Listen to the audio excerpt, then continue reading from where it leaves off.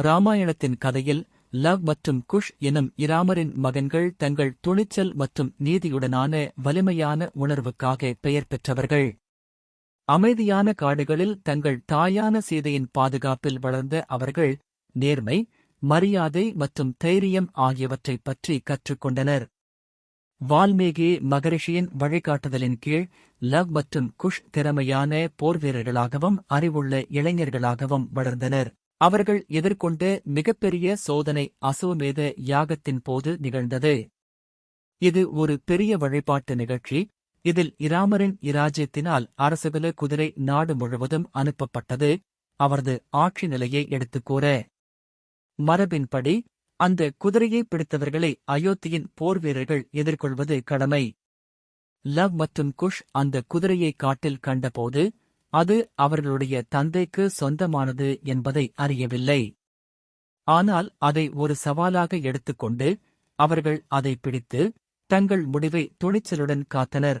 அயோத்தியாவின் சிப்பாய்கள் குதிரையை மீண்டும் கைப்பற்ற வந்தபோது இரட்டையர்கள் ஒரு படி கூட பின்வாங்கவில்லை. தங்கள் நம்பிக்கைகள் மற்றும் மதிப்புகளை பாதுகாக்க அவர்கள் தைரியமாக போராடினர். லவ் மற்றும் குஷ் ஆகியோருக்கு இது வெறும் போரல்ல, அது அவர்கள் சரியாக நினைத்ததை நிலைநிறுத்தும் போராட்டமாக இருந்தது. இறுதியில் இராமர் தாமே வந்தார், அவர் தமது சொந்த மகன்களை எதிர்கொள்வதாக தெரியாமல்.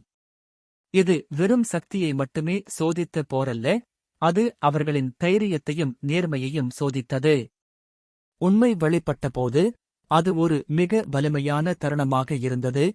இது இரத்த உறவால் மட்டுமல்ல, மானுட மதிப்புகளாலும் தர்மத்தின் ஆவியாலும் தந்தையும் மகன்களையும் ஒன்றிணைத்தது. லவ் மற்றும் குஷ் கதையானது துணிச்சல், நேர்மை மற்றும் சரியானதை நிலைநிறுத்துவதின் சக்தியை நமக்கு நினைவூட்டுகிறது. அவர்கள் நமது இதயங்களில் தொடர்ந்தும் உயிரோடு இருக்கும் நாயகர்கள். அவர்களின் வாரிசு எப்போதும் நமக்கு ஊக்கமளிக்கிறது.